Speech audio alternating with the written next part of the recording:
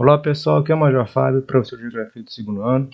Vamos para mais uma aula do nosso itinerário Carreiras Universitárias. No aula de hoje nós vamos trabalhar a questão da mobilidade urbana, ainda dentro da sequência didática que trata do setor de transporte, que é o nosso último assunto, ter essa sequência didática. E vamos iniciar aqui uma nova sequência que fala sobre os aspectos gerais da agropecuária no Brasil e no mundo, abordando aqui a temática do agronegócio. Lembrando que esse assunto é um assunto correlato aqui à base comum. Então nós vamos trabalhar aqui a questão, como eu falei, da mobilidade e da agropecuária, só que a referência dos nossos sequências didáticas para vocês. E essa primeira imagem que eu trouxe para vocês, dentro da ideia da mobilidade, é mostrar o quê? Quando eu falo de transporte urbano, eu estou falando aqui dos vários meios que vão ser disponibilizados para que a população possa se deslocar casa-trabalho, trabalho-casa, e também na questão do deslocamento voltado para o lazer. Então, qual é a ideia aqui? Nos grandes centros urbanos, aqui é uma imagem, essa primeira imagem aqui da rodoviária do plano piloto, a gente vai perceber o quê? Que a população, na grande maioria da população, ela vai se deslocar nos centros urbanos utilizando o quê? O transporte público e prioritariamente utilizando ônibus. É uma característica das grandes cidades do Brasil a utilização do transporte público ônibus para se deslocar no dia a dia. Também eu tenho um outro meio importante, que é o metrô. Aqui no caso, eu que destaca nessa imagem aqui, o metrô aqui de Brasília. Como é comum também em São Paulo, Rio de Janeiro, as pessoas utilizam.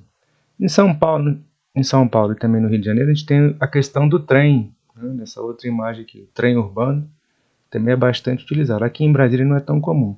Mas nas grandes metrópoles do país, a primazia do transporte público se dá por meio do ônibus, né? Ônibus, trem e metrô, nessa sequência que eu estou colocando para vocês. O que ele vai destacar para a gente? A grande massa vai residir longe do seu local de trabalho, vai se residir nas periferias.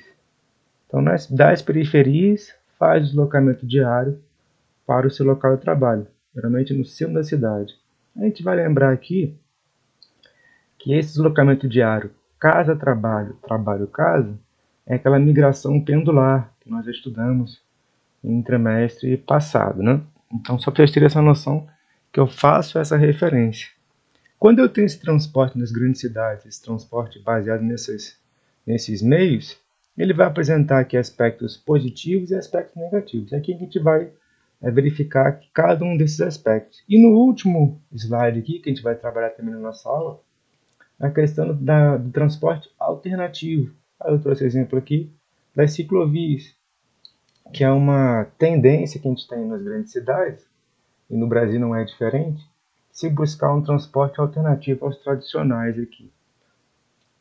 É uma tentativa de escapar, de fugir do trânsito caótico, dos engarrafamentos, de se organizar melhor o transporte urbano para que as pessoas gastem menos tempo no deslocamento casa-trabalho, trabalho-casa. Então a temática da aula vai ser essa. Aqui foi só uma introdução para a gente poder contextualizar aqui o nosso assunto. Então aqui, pessoal, falar do transporte público, né? Aquilo que eu falei para vocês, prioritariamente o quê? O ônibus. Na sequência a gente tem o metrô e o trem. Tá? Lembrando que quando eu falo do metrô, e não havia comentado isso aqui ainda, o metrô ele pode ser o tradicional, né? O subterrâneo, né? É até uma redundância falar isso, mas é importante fazer dar essa ênfase. E também tem o metrô de superfície, né? Também existe a figura do metrô de superfície. E o trem também entra nesse componente aqui do transporte público. Então, o transporte público ele tem por característica, como diz aqui a nossa Constituição, ser uma atribuição dos municípios. Então, as cidades, os prefeitos são os responsáveis pela administração do transporte público. E o transporte público no Brasil é feito, na sua grande maioria, por empresas privadas. Então, o município vai conceder à iniciativa privada o direito de exercer essa atividade econômica por meio de uma concessão.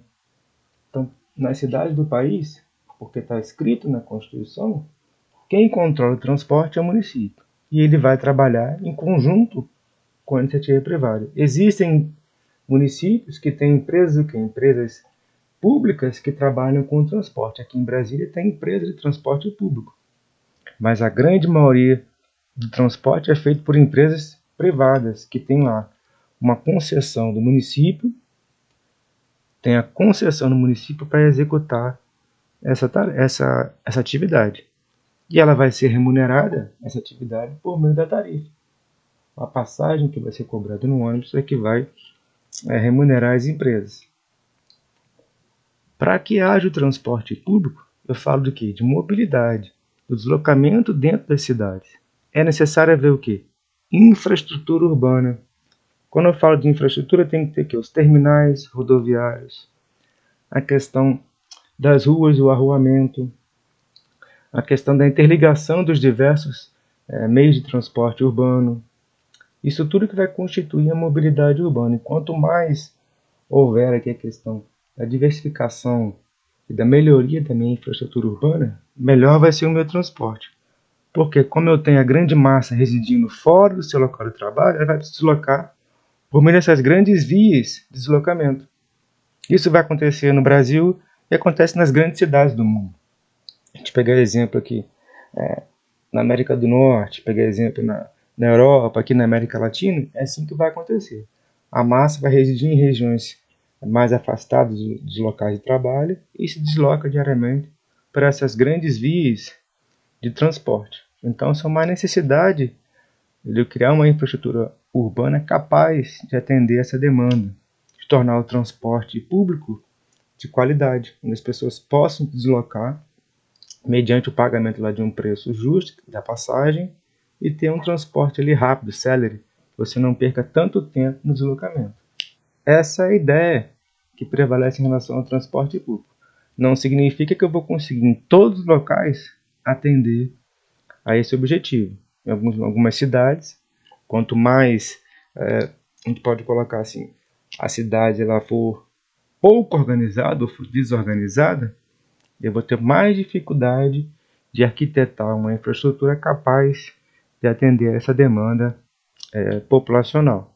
Então aqui nesse slide traz essa ideia, que o transporte público está inserido na lógica das cidades, de organização do espaço urbano, né? E principalmente nas grandes metrópoles, porque elas vão ter uma grande concentração populacional. Se tem grande concentração populacional, vai ter muita demanda por transporte público, por infraestrutura de maneira geral. Então, uma atribuição do município, que ele não vai trabalhar sozinho, vai trabalhar em conjunto com o Estado e também com o governo federal, com a União, para poder criar condições naquele espaço público de você criar uma infraestrutura capaz, melhor dizendo, capaz de atender essas necessidades. As grandes cidades vão ser aqui o nosso exemplo maior, porque nas pequenas e médias cidades você não tem tanta aglomeração populacional. Então a questão do transporte público é mais facilmente resolvível. Nas grandes cidades não. Como eu tenho muita gente ocupando uma área, grandes áreas, tem muito adensamento populacional, esse problema é muito mais complexo de ser resolvido, tá? Por isso que ele fala, a ideia que tem que prevalecer nas grandes cidades é o quê? O transporte público massificado. Voltado para quê? Para transportar justamente o trabalhador, né, que mora em regiões mais afastadas com qualidade. Tá? Para evitar justamente o quê? Congestionamento, o ônibus lotado, que isso aqui gera também estresse, causa problema de saúde, causando problema de saúde, isso impacta na qualidade do trabalho executado pelo trabalhador, né? Que ele já chega no trabalho às vezes cansado, e ao retornar para casa também ele vai levar bastante tempo, isso também vai impactar na sua qualidade de vida, e isso acaba reduzindo a eficiência, reduz a produtividade na nossa mão de obra. Por isso que é importante ter um transporte público de qualidade, que isso acaba indiretamente afetando a produtividade do trabalhador. Tá? Agora, uma outra temática que eu ia falar com vocês aqui, observe que nessa imagem, como eu havia comentado antes, nas grandes cidades, se eu não tenho uma infraestrutura capaz de atender a população de maneira adequada, evitando aqui grandes congestionamentos, o uso do automóvel por apenas uma pessoa, que isso acaba prejudicando muito a qualidade do trânsito, eu busco alternativas. Como eu falei, existem alternativas ao transporte público nos grandes centros urbanos. Existe a possibilidade, como eu havia comentado, de você desenvolver aqui uma malha cicloviária. Isso vem acontecendo nas grandes cidades do país. Aqui em Brasília é um exemplo, uma malha vem sendo construída, mas é um trabalho que vem sendo feito, que vai demandar ainda um tempo, né? Rio e São Paulo, as duas principais cidades do país, vêm também desenvolvendo esse tipo de alternativa de transporte, né? Que também tem a questão relacionada aqui à poluição urbana, que vocês já sabem que a gente tem aqui a queima nesses transportes, aqui o ônibus, principalmente, né? Você vai queimar aqui óleo diesel, o carro também vai queimar gasolina, isso é altamente poluente, geram um ambiente poluente, liberação de muitas partículas ficam suspensas, também monóxido de carbono, que isso é nocivo ao meio ambiente, né? E esse transporte alternativo é justamente isso, a substituição, a diminuição do número de veículos rodando nas cidades, que isso gera um trânsito mais saudável, e também benefício ao meio ambiente, porque você vai diminuir a queima de combustível fóssil. E por aí a gente tem um incentivo à utilização da bicicleta, que vem ganhando bastante força no Brasil e no mundo. Existem países na Europa, principalmente na Europa do Norte, que a bicicleta é um transporte, não digo a vocês prioritário, mas um dos mais utilizados, né? Isso depende muito da questão cultural. Você é construído ao longo do tempo essa ideia de utilizar a bicicleta como uma alternativa ao transporte baseado no automóvel, né? Agora, pessoal, a gente vai mudar um pouquinho nosso enfoque. Nós vamos aqui passar para uma outra sequência didática. Aquela questão da sequência didática dos meios de transporte, a gente deu por encerrado quando nós abordamos aqui a questão do transporte público no Brasil. Agora a gente vai trabalhar aqui a questão do agronegócio, que nós estamos tendo esse conteúdo nas aulas da base, né? Ele aparece aqui também no nosso itinerário. Só que nós vamos trabalhar de maneira bastante pontual aqui na aula de hoje, abordando aqui a temática do agronegócio.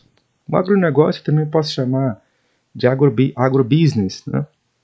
Que é um termo ainda bastante utilizado nos nossos livros e também na mídia de maneira geral. Então, quando eu falo aqui do agronegócio, eu estou falando do quê? É uma gama muito extensa aqui de serviços que vão estar relacionados à atividade agropecuária. Aí tem serviços o quê? Serviços especializados, serviços relacionados aqui à agronomia, serviços relacionados à engenharia, à produção de máquinas, equipamentos, a questão da pesquisa científica, a questão da preservação da biodiversidade, também relacionados aqui à questão das commodities. Quais são aquelas commodities? Vocês sabem que quando eu falo de commodities, se refere àqueles bens primários que são comercializados. Então tudo isso vai estar relacionado ao agronegócio.